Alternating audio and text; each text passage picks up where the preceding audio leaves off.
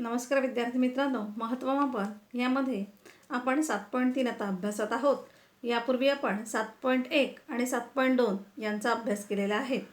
7.3 मध्ये आपण sector of circle म्हणजे वर्तुळाची पाकळी, म्हणजेच या ठिकाणी आपण वर्तुळ पाकळी, विशाल वर्तुळ पाकळी, लघु वर्तुळ पाकळी, त्यांचं क्षेत्रफळ, त्याचप्रमाणे वर्तुळ कंसाची लांबी यांच्याविषयी पाहणार आहोत. आपण सुरुवात करूया. या ठिकाणी इथे आपल्याला एक वर्तुळ दिसत आहे. या वर्तुळाचं केंद्र O आहे आणि याच्यामध्ये एक रंगवलेला असा हिरव्या रंगाचा भाग दिसत आहे. हा हिरव्या रंगाचा भाग म्हणजेच ही वर्तुळाची पाकळी आहे. ही पाकळी कशामुळे तयार झालेली आहे? तर या ठिकाणी OP आणि या ठिकाणी OQ या दोन्ही त्रिज्यांमुळे काय झालेलं आहे? एक आपल्याला इथे कोन तयार झालेला दिसतो. या कोनाला आपण नाव थीटा दिलेलं आहे आणि याच्यामुळे ही जी पाकळी तयार झालेली आहे तिला आपण वर्तुळ पाकळी म्हणतो. आपण जर वर्तुळाचा पूर्ण विचार केला तर आपलं हे वर्तुळ आहे हे असंख्य अशा छोट्या छोट्या पाकळ्यांनी बनलेलं असतं आणि म्हणूनच या वर्तुळामध्ये या छोट्या पाकळीला जर आपण लघुवर्तुळ पाकळी म्हटलं तर या मोठा जो आहे मी दुसऱ्या रंगाने रंगवलेला भाग आहे त्याला आपण म्हणतो विशाल वर्तुळ पाकळी. पुन्हा बघूया.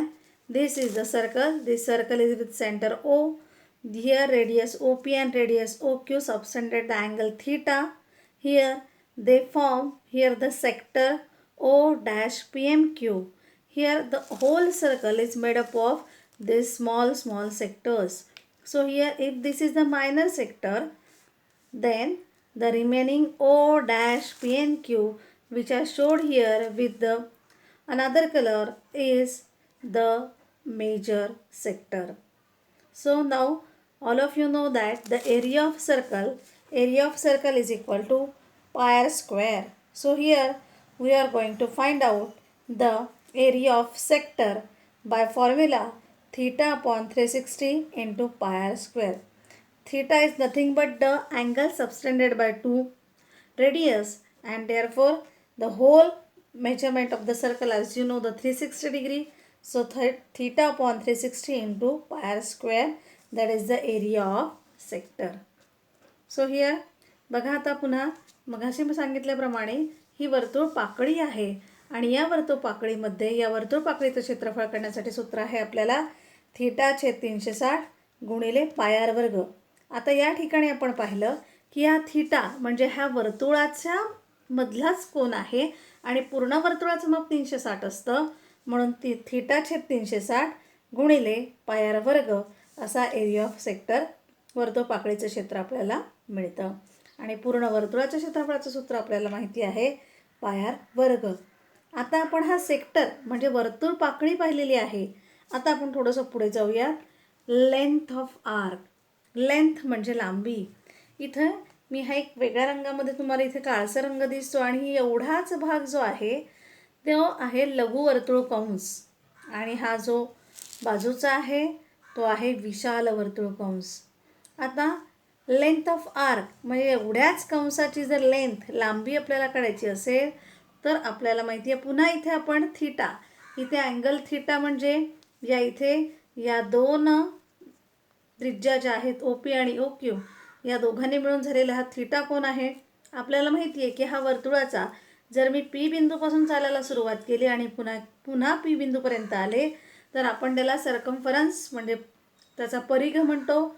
तो 2 पाय r आहे आणि या ठिकाणी इथे म्हणूनच इथे वर्तुळ कंसाची लांबी काढतानाच आपल्याला सूत्र मिळतं θ/360 गुणिले 2 पाय r. पुन्हा पहा लेंथ ऑफ आर्क म्हणजे θ/360 गुणिले 2 पाय r म्हणजेच वर्तुळ कंसाच्या लांबीचे हे सूत्र आहे आणि म्हणून या दोघांचा सहसंबंध आपल्याला मिळतो एरिया ऑफ सेक्टर बरोबर length of arc into radius upon 2. दोन्हीची जर सूत्र पाहिली तर दोघांमधला हा सहसंबंध आपल्याला मिळतो. Area of sector is equal to length of arc into radius upon 2 म्हणजेच वर्तुळ पाकळीचे क्षेत्रफळ बरोबर वर्तुळ कंसाची लांबी गुणिले त्रिज्या छेद 2.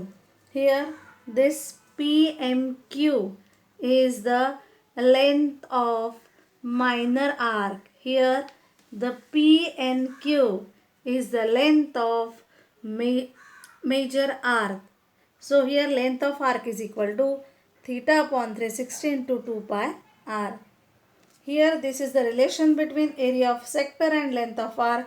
Area of sector is equal to length of arc into radius upon 2. म्हणजेच वर्तुळ पाकळीचं क्षेत्रफळ बरोबर वर्तुळ कंसाची लांबी गुणिले त्रिज्या छेद 2. आता या ठिकाणी आपल्याला हे सूत्र विद्यार्थ्यांनी 10 वेळा लिहायचं आहे.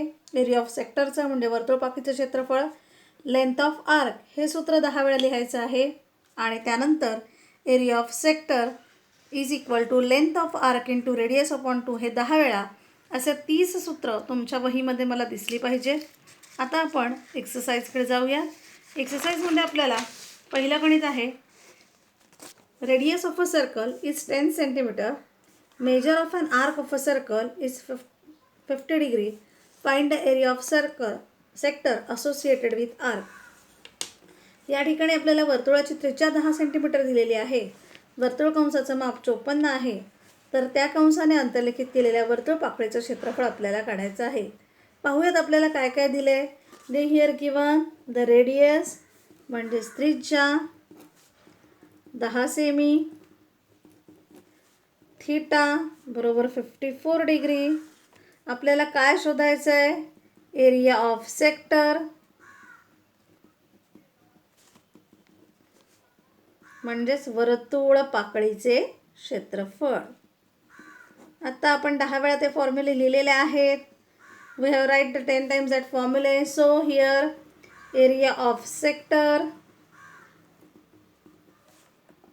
Theta upon 360 into pi r square. हे आहे आपलं वर्तुळ पाकळीचं क्षेत्रफळ. वर्तुळ पाकळीचे क्षेत्रफळ बरोबर थीटा छेद 360 गुणिले पाय आर वर्ग. थीटा आपल्याला किती दिलेला आहे 54 अपॉन 360. या ठिकाणी आपल्याला त्यांनी पायची किंमत पाय इज इक्वल टू 3.14. पाय हा 3.14 घ्यायला सांगितलेला आहे, तो आपण घेतलेला आहे. त्रिज्या 10 गुणिले 10. आता आपण हे सगळं कॅल्क्युलेशन सोडवणार आहोत आणि याचं उत्तर आपण काढणार आहोत. याचं उत्तर काढताना आपल्याला बघा या इथे 18 3 जा 18 20 इथे 10 1 जा 10 2 जा. So here 3 into 3.14 into 10 upon 2 आणि या सगळ्यांचं कॅल्क्युलेशन करून आपल्याला उत्तर येतं 47.10 centimetre square. Therefore area of sector म्हणजेच वर्तुळ पाकळीचं क्षेत्रफळ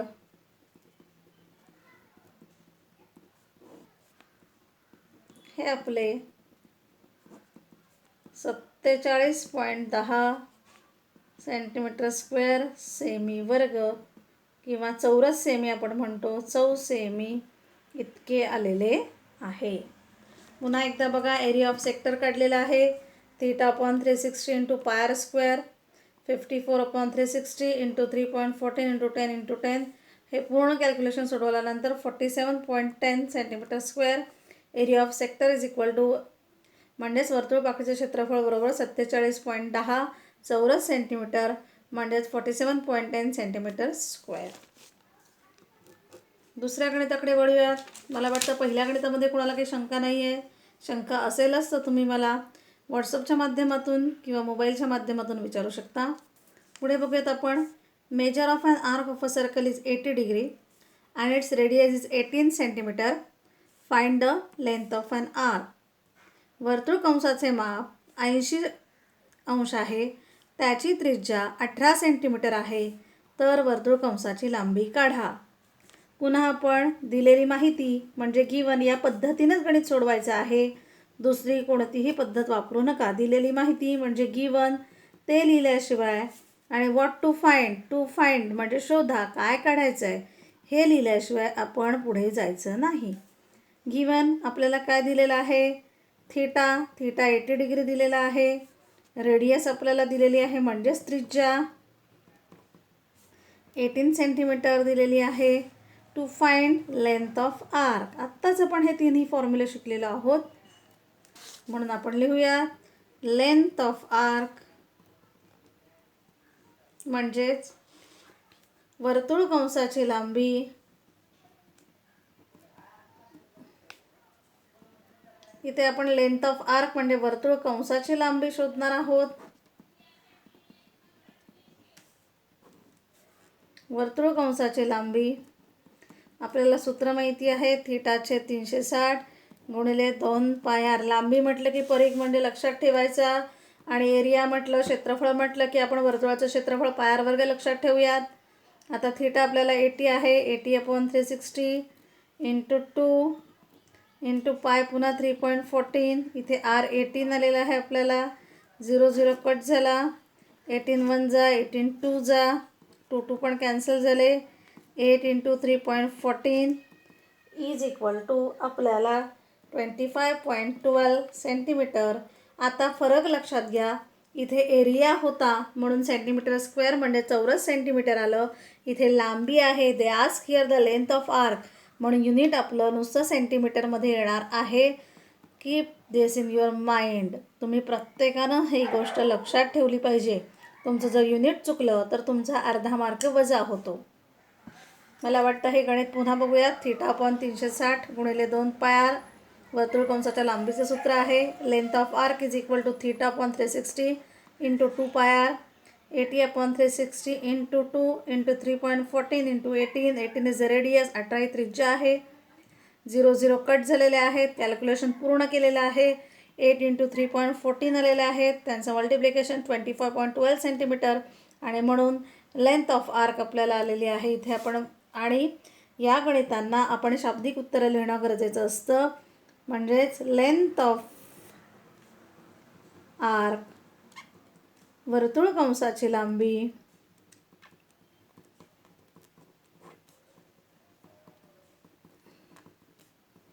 (25.12 सेंटीमीटर) म्हणजे सेमी. आता आपण तिसऱ्या गणिताकडे वळूयात. Radius of a sector of a circle is 3.5 centimetre and length of its arc is 2.2 centimetre. Find the area of sector. आपण मराठीमध्ये गणित बघूया. वर्तुळ पाकळीची त्रिज्या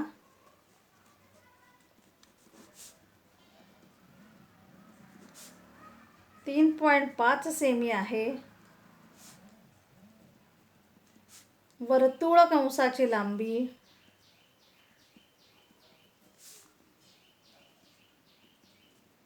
2.2 सेमी आहे. तर वर्तुळ पाकळीचे क्षेत्रफळ काढायचे आहे. आपण जर दिलेल्या गोष्टी व्यवस्थित लिहून घेतल्या तर आपल्याला कोणतं सूत्र वापरायचं आहे ते लक्षात येतं. दिलेली माहिती गिवन टू फाइंड शोधा. दिलेली माहिती गिवन काय आहे बघा बरं.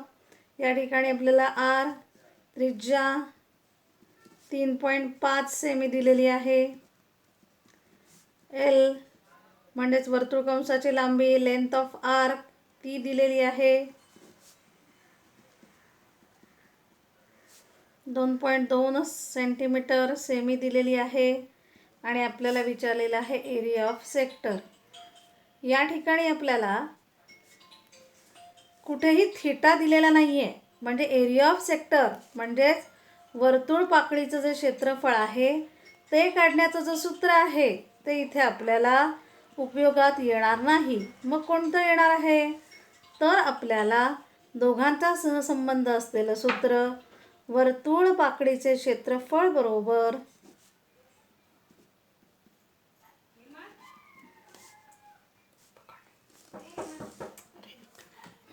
वर्तुळ पाकळीचे क्षेत्रफळ बरोबर आपल्याला इथे सूत्र येणार आहे. ते म्हणजे आपल्याला वर्तुळ कंसाची लांबी गुणिले त्रिज्या छेद 2. आपण आता ते पाहूयात, बघूयात. इथे वर्तुळ पाकळीचे क्षेत्रफळ बरोबर वर्तुळ कंसाची लांबी गुणिले त्रिज्या छेद 2. Area of sector is equal to length of arc into radius upon 2. Area of sector आपल्याला काढायचं आहे. वर्तुळपाकाचं क्षेत्रफळ आपल्याला काढायचं आहे. लेंथ ऑफ आर्क आपल्याकडे 2.2 आहे. रेडियस आपल्याकडे 3.5 आहे. त्याला 2ने डिवाईड केलं तर आपल्याला इथे उत्तर येणार आहे 3.85 सेंटीमीटर स्क्वेअर, 3.85 चौसेमी. म्हणजे इथे आपण लिहिणार आहोत पुन्हा एरिया ऑफ सेक्टर बरोबर वर्तुळपाकळीचे क्षेत्रफळ